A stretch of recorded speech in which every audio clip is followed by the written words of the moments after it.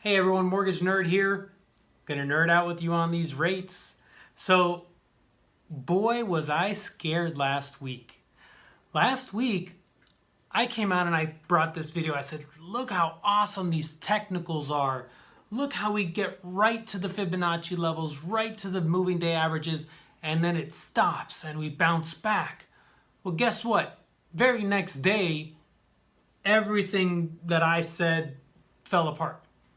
So if we look right here at the mortgage bonds, I was talking about reaching this 25-day moving average and how every time we reached it, we stopped in these 2 days and how we've hovered around this Fibonacci level all these other days.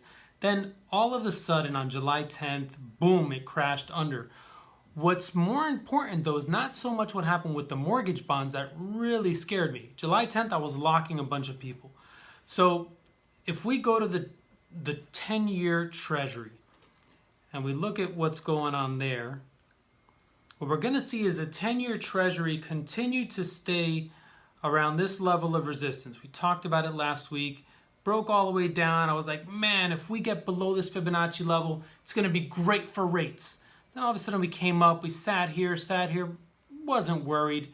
This day, all right, yeah, you came above, but then we ended the day right on that moving day average. So we're talking about how great technicals are, how we follow them, and everything looks awesome. And then, boom, July 11th, broke through. When we got up here, there's no more level of support.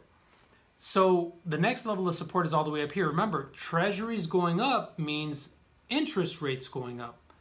The bonds going up means interest rates going down. So it was completely working against us. We saw interest rates rise, depending on the program, 1/8 of a percent, 1/4% in some situations. We locked a bunch right before it. Some I was trying to lock, and then they stopped the lock, and I couldn't continue. So this scared me for a couple days. We're still kind of watching. I still think the trend is downward for rates. We're going to continue to monitor closely.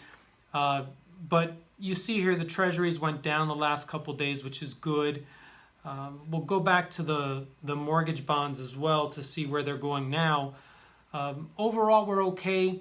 If you're in the process right now, you should have locked last week if you're going to close them within 2 or 3 weeks from now. If you're 30, 45 days out, might be okay. I say we float from here. So as you can see here on the mortgage bonds, we're sitting on that moving day average. And now this is going to be a level of resistance to break through kind of what it's always been, or not always, the last couple of weeks what it's been. So if we can break through here, if we can come back down on those treasuries and get through that other level of resistance, we're going to see some good movements.